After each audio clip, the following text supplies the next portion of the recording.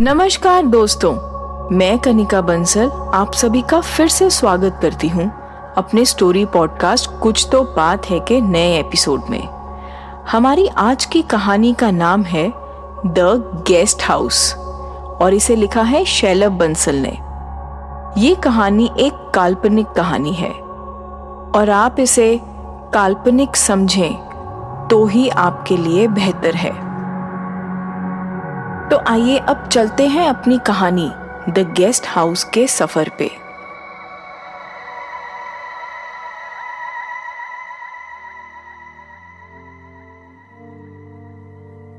छुट्टियों में घूमने जाने का मजा ही कुछ और होता है। वो जाने की प्लानिंग, वो पैकिंग, वो शॉपिंग। हम कुछ दिनों के लिए ये सारी चीजें लाइफ में एक एक्साइटमेंट ले आती हैं। इस बार उसी एक्साइटमेंट से हमने अगले हफ्ते अपने कजन के साथ बाय रोड मसूरी जाने का प्लान बनाया।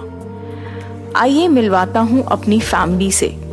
मैं यानी अमित, मेरी वाइफ कृति जो एक कॉर्पोरेट हाउस में मार्केटिंग की जॉब करती है, और मेरे दो प्यारे बच्चे ईशा और ईशांत 3rd और 5th स्टैंडर्ड में पढ़ते हैं। मेरा कजन अभिषेक इलेक्ट्रिकल इक्विपमेंट्स के काम में मेरा पार्टनर है और उसकी वाइफ राधा वैसे तो होम मेकर है, पर आज के ऑनलाइन ज़माने में उसने अपनी कुकिंग हॉबी को अपना प्रोफेशन भी बना लिया है। राधा कुकिंग शो के नाम से उसका यूट्यूब पे चैनल है। अक्सर हम लोग हर 3-4 महीने में कहीं ना कहीं का प्रोग्राम बना ही लेते थे और इस बार बारी आई मसूरी की। फ्राइडे की सुबह हम 9 बजे अपनी कार लेके दिल्ली से अपने मंजिल की ओर चल दिए। सर्दियों में हिल स्टेशंस जाने का मजा ही कुछ और होता है। मजे से गाने सुनते सुनते, रास्ते में चिप्स सैंडविचेस का मजा लेते हुए हम गूगल मैप को फॉलो करते करते देहरादून क्रॉस कर गए। शायद आगे कुछ लैंडस्लाइड हो गया था, जिसकी वजह से गूगल मैप ने हमें दूसरा रास्ता दिखा दिया। हमारे लिए तो अच्छा ही हुआ, क्योंकि इस नए रास्ते से उल्टा हम आधे घंटे पहले पहुंच रहे थे। मेरे हिसाब से तो हमें मैक्सिमम 5 बजे तक पहुंच जाना चाहिए था, पर यह मैप पता नहीं क्यों बार बार रूट चेंज किए जा रहा था। कृति, राधा और बच्चे अब परेशान हो रहे थे, लेकिन हम कर भी क्या सकते थे। थक हार के किसी राहगीर से पूछा, अरे भाई मसूरी जाना है? तो वो भाई साहब, जिन्होंने एक बोरी जैसी शॉल लपेट रखी थी, हाथ ऐसे जैसे कितने दिनों से नहाया ना हो, पहाड़ी टोपी पहने, बीड़ी सुलगाते हुए बोले, ये कहाँ आ गए बाऊजी? ये तो पुरिया गांव है। मसूरी तो पल्ली तरफ दूसरी पहाड़ी पर है। कम से कम 3 घंटे लगेंगे आपको यहां से मसूरी पहुंचने में। मैंने अभिषेक को देखा और अभिषेक ने अपनी बीवी राधा को। 3 घंटे? ना ना ना, 3 घंटे तो अब हम नहीं बैठ सकते गाड़ी में। यहीं कहीं आसपास कोई होटल या रिजॉर्ट देख लो, राधा ने कहा। राहगीर से पूछा होटल के बारे में, तो बोला, भाई जी यहाँ कहाँ होटल? हाँ, थोड़ा सा नीचे उतरोगे तो एक गेस्ट हाउस मिल जाएगा। आपकी आज रात तो निकल ही जाएगी, पर जरा ध्यान से जाइएगा। ये कह के वो आगे चल दिया। मैंने पूछा, अरे अरे भाई, ध्यान से जाइएगा से क्या मतलब है? पर उसने जैसे हमारी बात अनसुनी कर दी और चलता रहा। खैर, अब बस किसी तरह से उस गेस्ट हाउस पहुंचने की जल्दी थी, इसीलिए उसके ध्यान से जाइएगा वाली बात इग्नोर कर दी। काश ना की होती। वो कहकर तो चला गया, बस नीचे उतर के गेस्ट हाउस है, पर जैसे ही हमने गाड़ी लेफ्ट की तरफ ली तो रास्ता बिल्कुल सुनसान था। पहाड़ों ने सड़क को ऐसे घेर रखा था जैसे हम किसी सुरंग में जा रहे हों। जो बहती नदी की आवाज़ दिन में सुकून देती है, वही इस अंधेरी रात में दिल में हौला कर रही थी।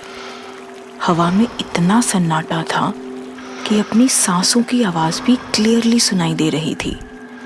मन में अजीब अजीब ख्याल आ रहे थे। अगर गाड़ी खराब हो गई तो, आगे रास्ता बंद हुआ तो, और ये फ़ोन की बैटरी भी। तभी राधा ने अपनी तरफ की खिड़की बंद करते हुए कहा, भैया मुझे तो डर लग रहा है, कोई जानवर वानवर आ गया तो। पर हम सब जानते थे कि उसे किसी जानवर से नहीं, भूत से डर लगता है। मैंने भी उसको डराते हुए बोला, अरे राधा देख देख देख देख, आगे आगे एक सफेद साड़ी में चुड़ैल खड़ी है।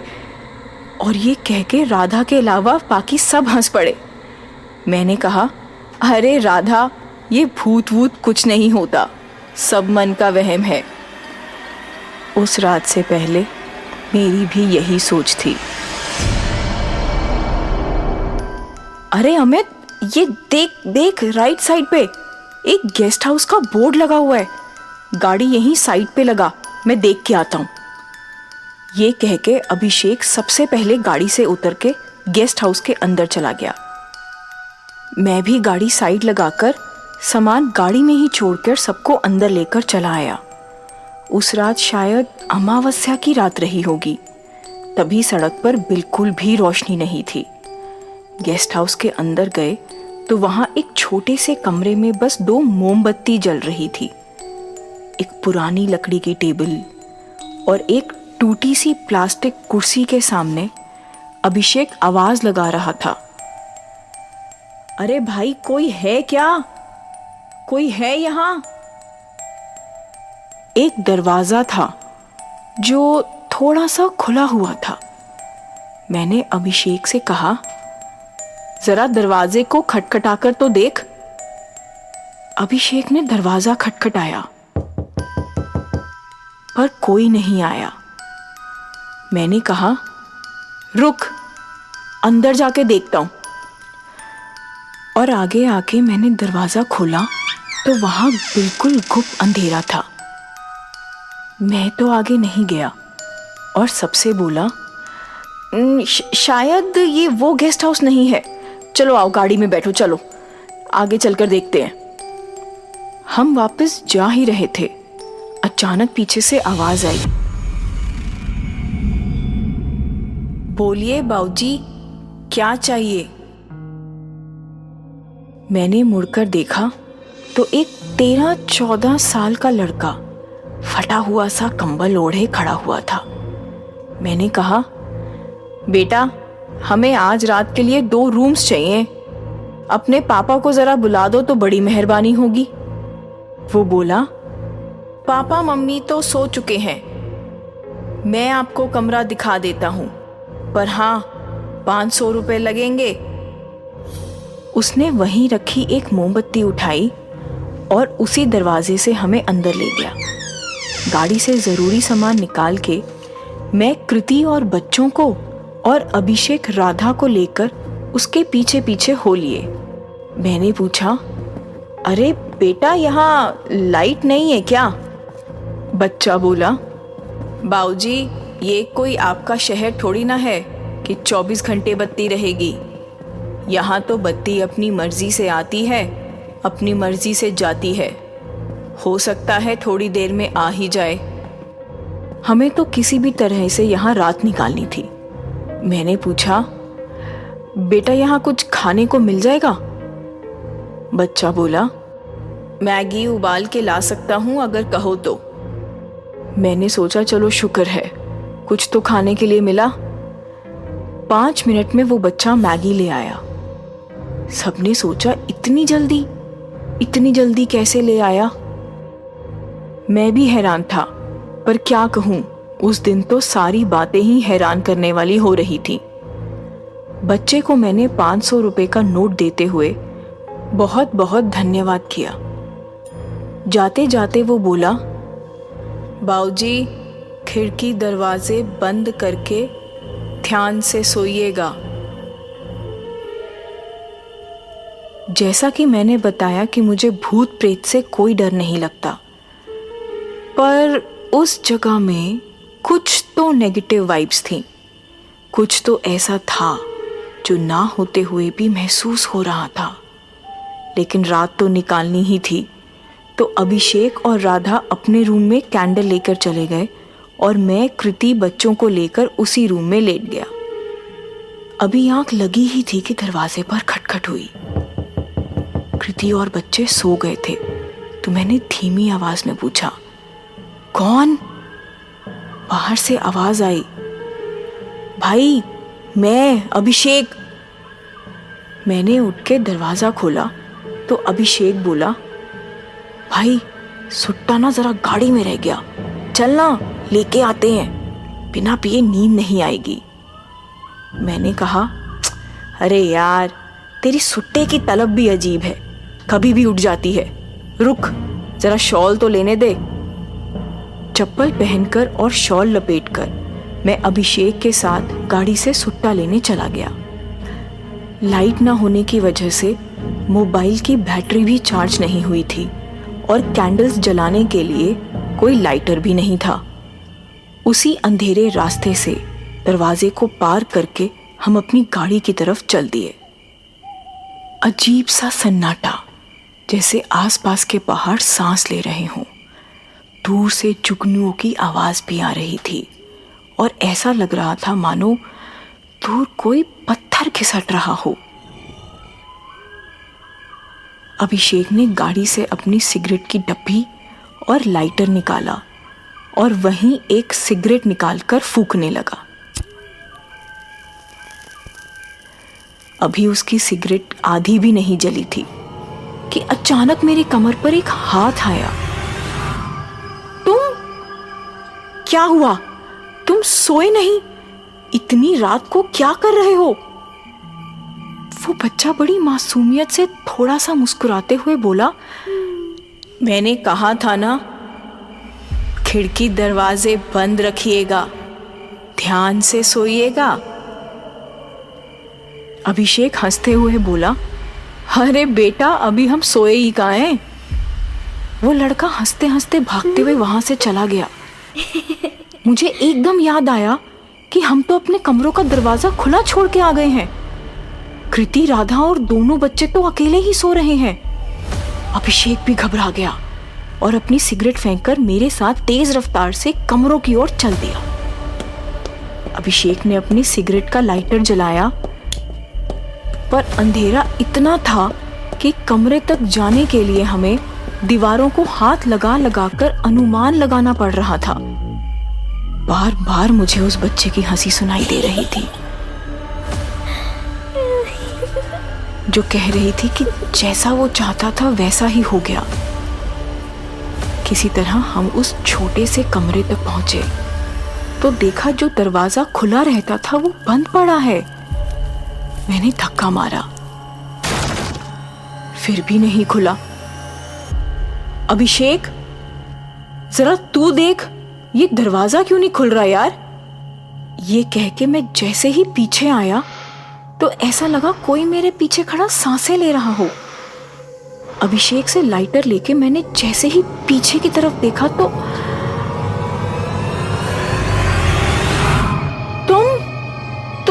तुम तो वही हो ना जिसने हमें गेस्ट हाउस के बारे में बताया था?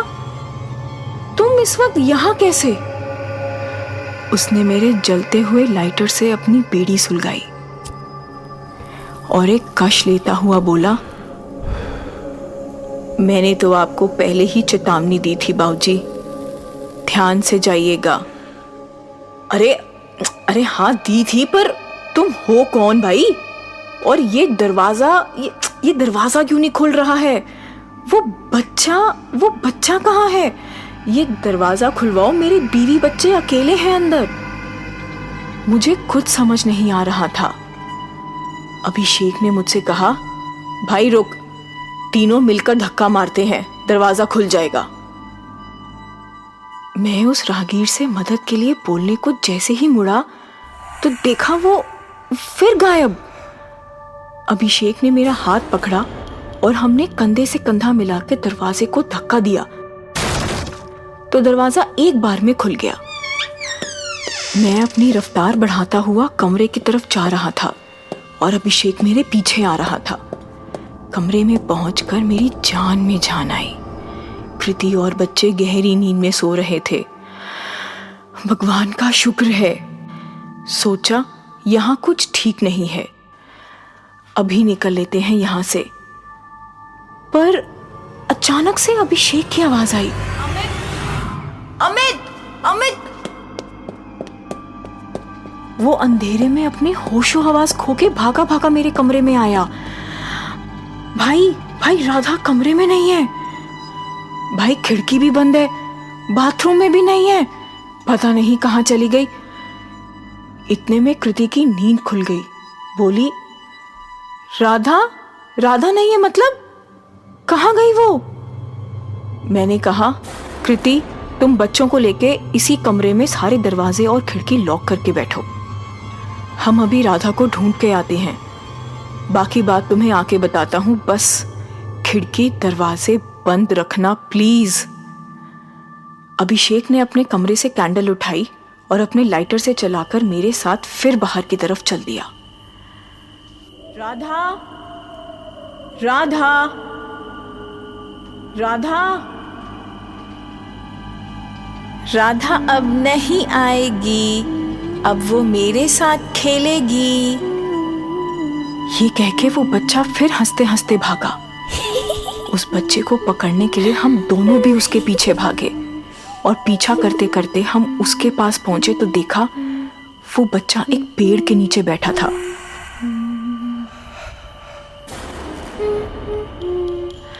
जो 500 रुपए का नोट मैंने उसे दिया था, उसकी कागज की नाव बना रहा था। राधा चल खेलते हैं, चल ना, अब हम रोज खेल सकते हैं। राधा चल आजा। कुछ समझ नहीं आ रहा था। हम दोनों ने बच्चे की तरफ कदम बढ़ाए। उसके पास पहुंचे तो वो गायब। पेड़ के पीछे उसे ढूंढने जैसे ही गए तो राधा! अभिषेक वहीं बेहोश हो गया। राधा की लाश पेड़ पे झूल रही थी। अभिषेक उठ भाई उठ, देख यहां से भागना होगा भाई उठ। बड़ी मुश्किल से उसे अपने कंधे का सहारा देके मैंने उठाया और सीधा गाड़ी में जाके लेटा दिया। उसी अंधेरे में मैं कृति और बच्चों को लेने भागा। कृति चल, हमें इसी वक्त निकलना है यहाँ से। कृति चल, तुम ईशा को गोदी में लो और मैं ईशान को लेता हूँ। जल्दी करो, कुछ गड़बड़ है यहाँ पर। कृति कुछ भी पूछती इससे पहले मैंने उसका हाथ पकड़ा और तेज चलना शुरू कर दिया। जितनी जल्दी मैं आगे बढ़ रहा था उतनी ही तेजी से लग रहा था कोई मेरा पीछा कर रहा है। अब बस मुझे किसी भी तरह कृति और बच्चों को लेके गाड़ी तक पहुंचना है। मुझे ईशा और ईशान के साथ भी खेलना है। मुझे ईशा और ईशान के साथ भी खेलना है। मुझे ईशा और ईशान के साथ भी खेलना है। रोते रोते वो बच्चा मेरे पीछे पीछे आ रहा था। मैं बस भागता जा रहा था और वो मेरा पीछा करता जा रहा था। आखिर मैं गाड़ी तक पहुंच ही गया। बच्चों को पीछे अभिषेक के साथ सीट पर बिठाया और कृति मेरे साथ आगे, और मैंने गाड़ी भगाई। वो आवाज मेरा अभी भी पीछा कर रही थी। मुझे और राधा को ईशा ईशान के साथ खेलना है। पर मैं बस गाड़ी भगाता जा रहा था। अभिषेक बेचारा पीछे बेहोश पड़ा था। मैं जानता हूं कि राधा को वहां ऐसे छोड़कर आना, इस बात को मैं कभी भी जस्टिफाई नहीं कर सकता, पर उस वक्त मुझे जो ठीक लगा मैंने किया। अगली सुबह कृति और बच्चों को मसूरी के रिजॉर्ट में छोड़ के मैं और अभिषेक वापस उस गेस्ट हाउस पहुंचे। पर अब वहां कोई नहीं था, ना राधा की लाश, ना वो बच्चा। राधा की मौत एक रहस्यमयी मौत बनकर रह गई। वो रहस्य जो आज तक किसी को नहीं पता। तो दोस्तों, आज की कहानी में कुछ सच था या नहीं, कोई रहस्य था कि नहीं, ये तो आपके अपने एक्सपीरियंस पे डिपेंड करता है। मेरा काम है आपको कहानी सुनाना। अगर आप भी मेरे द्वारा अपनी लिखी गई कोई कहानी बताना चाहते हैं तो मुझे ईमेल आईडी पर कांटेक्ट करें। मेरा ईमेल आईडी डिस्क्रिप्शन में है। इसी के साथ मैं कनिका बंसल आपसे इजाज़त चाहूँगी। अगले हफ्ते फिर मिलेंगे एक नई कहानी के साथ। तब तक के लिए अपना ध्यान रखिएगा। राधे राधे।